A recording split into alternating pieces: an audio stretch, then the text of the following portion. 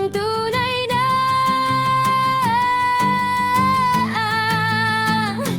pasaway.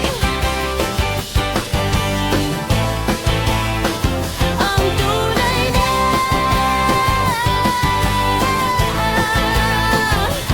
pasaway. Sabi nila, maghanap ka na ng seryoso. Ang payo ng tropa. Sabi ko, seryoso naman ako. Seryoso sa kantuning makina. Pasaway, baka naman dahil ang dating nobyo pinapark ko na sa kanto. Mas mahal ko ang red line ng 9 PM ko kaysa sa mga pangako niyang napapako. Nag-break kami kasi sabi niya, ako o yung motor mo.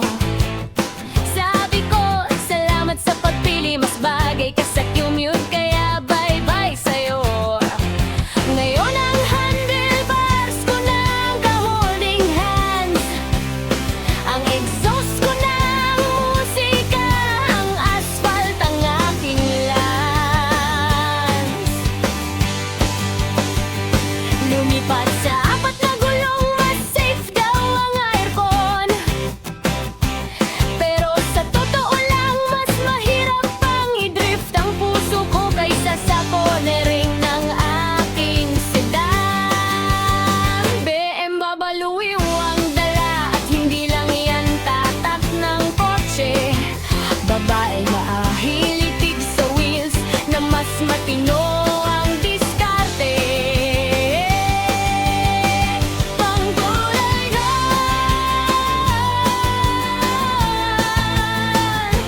pasaway.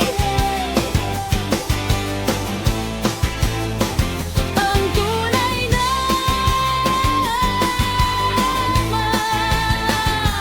pasaway.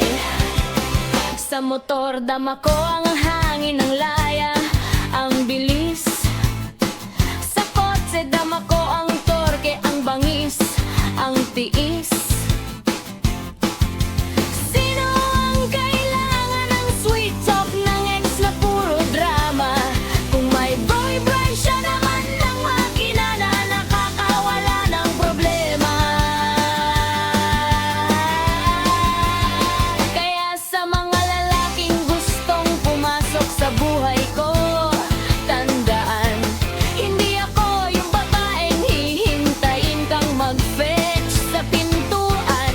Ako ang susundo sa sarili ko, dala ang full tank at determinasyon. Dahil ang BMW lifestyle ko, hindi kayang tapatan ng kahit anong gaslighting na misyon.